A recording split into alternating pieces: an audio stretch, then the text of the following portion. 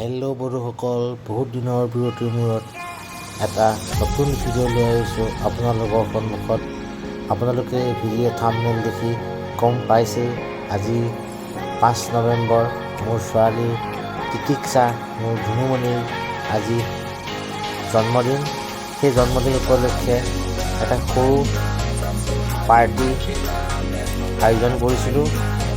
সৰু পাৰ্টি মানে কি, আমাৰ ঘৰৰ ফেমিলিৰ সদস্যসকলে তাইৰ জন্মদিনটো পালন কৰিলোঁ আজি।